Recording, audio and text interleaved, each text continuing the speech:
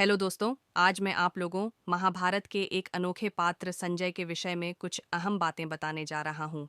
महाभारत में संजय को दिव्य दृष्टि प्राप्त होने की कथा वेद व्यास द्वारा कही गई है। जब कुरुक्षेत्र के युद्ध की शुरुआत होने वाली थी, तब राजा धृतराष्ट्र ने अपने सारथी संजय से युद्ध का हाल सुनने की इच्छा प्रकट की। चूंकि धृतराष्ट्र अंधे थे और युद्ध क्षेत्र तक नहीं जा सकते थे, उन्हें युद्ध की घटनाओं की जानकारी देने के लिए संजय को एक माध्यम बनाया गया। संजय को दिव्य दृष्टि कब और कैसे मिली? जब महाभारत का युद्ध प्रारंभ हुआ, तो महर्षि वेद व्यास ने धृतराष्ट्र से कहा कि यदि वे स्वयं युद्ध देखना चाहते हैं, तो वे उन्हें दिव्य दृष्टि प्रदान कर सकते हैं। लेकिन धृतराष्ट्र ने कहा कि वे युद्ध के विनाश को देखने में असमर्थ हैं और इसे सहन नहीं कर सकते। इसके बाद वेद व्यास ने संजय को दिव्य दृष्टि प्रदान की। संजय को दिव्य दृष्टि के माध्यम से संजय युद्ध क्षेत्र में हो रही घटनाओं को कुरुक्षेत्र से दूर हस्तिनापुर में बैठे हुए देख सकते थे। संजय को दिव्य दृष्टि क्यों मिली? संजय को दिव्य दृष्टि इसलिए प्रदान की गई क्योंकि वह धृतराष्ट्र का विश्वासपात्र और ईमानदार व्यक्ति था। धृतराष्ट्र को युद्ध के घटनाक्रम की सत्य जानकारी चाहिए थी और संजय ने बिना किसी पक्षपात के युद्ध के घटनाक्रम को बयान किया। संजय को दिव्य दृष्टि कैसे मिली? वेदव्यास ने अपनी तपस्या और योग बल के माध्यम से संजय को वह शक्ति दी जिससे वह भूत, वर्तमान और भविष्य की घटनाओं को देख सके। यह दृष्टि उन्हें मानसिक और आध्यात्मिक रूप से शक्ति प्रदान करती थी, जिससे वे युद्ध क्षेत्र में हो रही घटनाओं को सजीव रूप में देख पाते थे। संजय की दिव्य दृष्टि का महत्व संजय की दिव्य दृष्टि का महत्व इस बात में है कि उसने न केवल युद्ध की घटनाओं का वर्णन किया, बल्कि श्री कृष्ण द्वारा अर्जुन को दिए गए भगवद गीता के उपदेशों को भी सुनाया। इससे यह सुनिश्चित हुआ कि धर्म, कर्म और अध्यात्म का यह संदेश आने वाली पीढ़ियों तक पहुंचे। इससे हमें यह निष्कर्ष पता चलता है कि संजय को दिव्य दृष्टि का वरदान वेद व्यास की कृपा से मिला, ताकि वह धृतराष्ट्र को कुरुक्षेत्र के युद्ध की सही और सटीक जानकारी दे सके। यह महाभारत की कथा का एक महत्वपूर्ण पहलू है, जो धर्म, ज्ञान और सत्य की प्रधानता को दर्शाता है। महाभारत में वेद व्यास जी की भूमिका अत्यंत महत्वपूर्ण और केंद्रीय है। वेद व्यास, जिन्हें महर्षि कृष्ण द्वैपायन व्यास भी कहा जाता है, न केवल महाभारत के रचयिता माने जाते हैं, बल्कि कथा के कई महत्वपूर्ण घटनाओं में भी उनकी भूमिका है। महाभारत का रचनाकार वेद व्यास ने महाभारत की रचना की और इसे गणेश जी द्वारा लिखवाया। यह महाकाव्य विश्व का सबसे बड़ा ग्रंथ माना जाता है, जिसमें मानव जीवन के हर पहलू को समेटा गया है। वंश की स्थापना। व्यास जी कुरु वंश के प्रवर्तक माने जाते हैं। जब राजा शांतनु के वंश में कोई योग्य उत्तराधिकारी नहीं बचा, तो सत्यवती ने व्यास जी को बुलाया।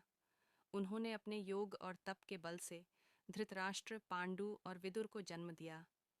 इस तरह वे कुरुवंश के पुनर्निर्माता बने। मार्गदर्शक और सलाहकार। महाभारत में वेद व्यास एक मार्गदर्शक और सलाहकार की भूमिका निभाते हैं। जब भी कोई संकट आता है, तो वे सही मार्गदर्शन देते हैं। वे शांतनु और सत्यवती के विवाह के पीछे भी मुख्य भूमिका में थे। उन्होंने कुरुक्षेत्र युद्ध के कारण और उसके प्रभावों को पहले ही जान लिया था और कई बार इसे रोकने का प्रयास किया। भविष्यवक्ता। व्यास जी ने महाभारत के कई पात्रों को उनके भविष्य के बारे में बताया। उन्होंने पांडवों और कौरवों को उनके कर्मों के फल के प्रति चेताया। धार्मिक और आध्यात्मिक संदेश। महाभारत केवल एक कथा नहीं है, बल्कि इसमें धर्म, अधर्म, नीति और जीवन के मूल्यों की शिक्षा भी है।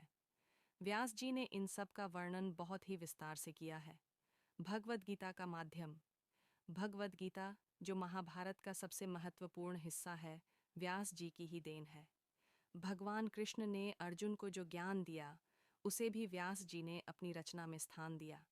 महाभारत में वेद व्यास जी केवल एक लेखक ही नहीं, बल्कि एक महान आर्षि, दार्शनिक और मार्गदर्शक के रूप में चित्रित हैं।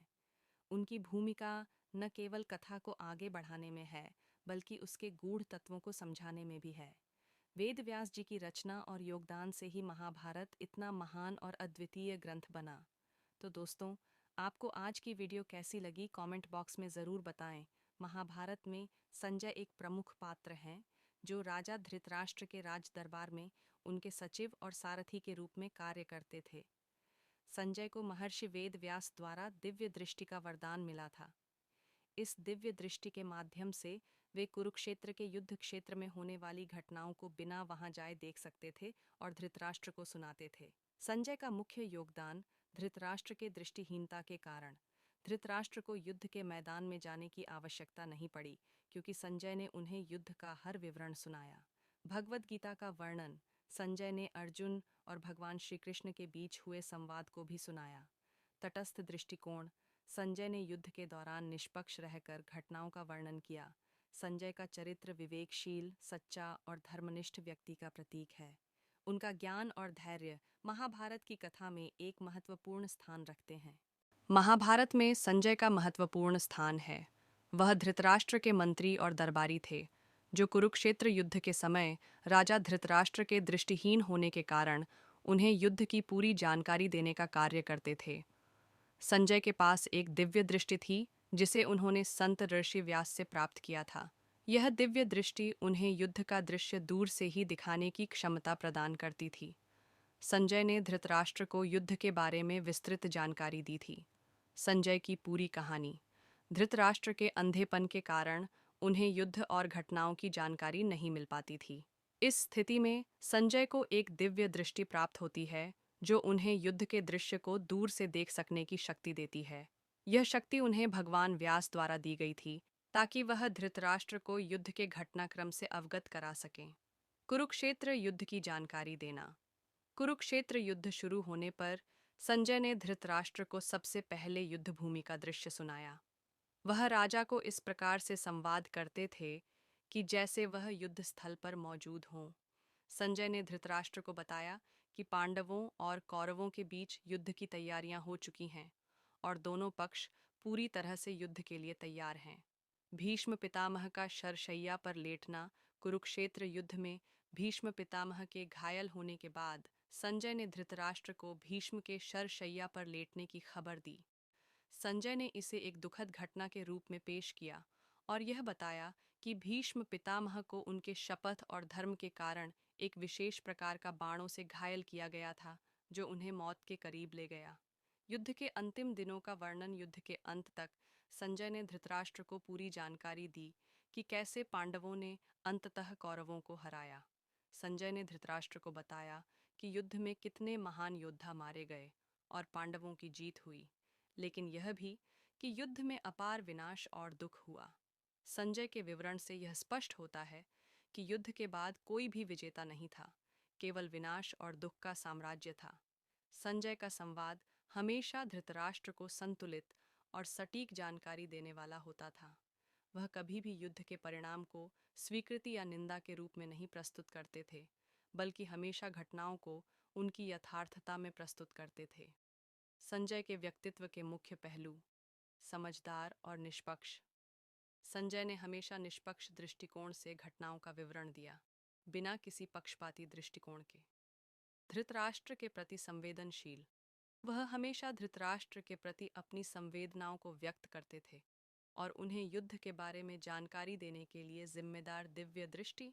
उनकी दिव्य दृष्टि ने उन्हें युद्ध के हर पहलू को बिना देखे जानने की क्षमता दी थी। इस प्रकार संजय महाभारत के युद्ध में एक अत्यंत महत्वपूर्ण भूमिका निभाते हैं, क्योंकि उनका वर्णन न केवल युद्ध की घटनाओं को दर्शाता है, बल्कि वह धृतराष्ट्र को मानसिक रूप से तैयार भी करते हैं। महाभारत युद्ध के बाद संजय का जीवन एक अज्ञात और संघर्षपूर्ण समय में बदल जाता है। युद्ध के दौरान संजय ने धृतराष्ट्र को युद्ध की सारी घटनाएं बताई थीं। उन्होंने अपनी दिव्य दृष्टि से युद्ध के मैदान का पूरा दृश्य धृतराष्ट्र को सुनाया था। युद्ध के बाद जब कौरवों का वध हुआ और पांडवों की विजय हुई, संजय ने धृतराष्ट्र को युद्ध के बाद की स्थिति की भी जानकारी दी। इसके बाद संजय का जीवन महाभारत के युद्ध के परिणामों से प्रभावित हुआ। धृतराष्ट्र और गांधारी के बाद संजय भी युद्ध के परिणामों से दुखी और मानसिक रूप से विकल हो गए थे।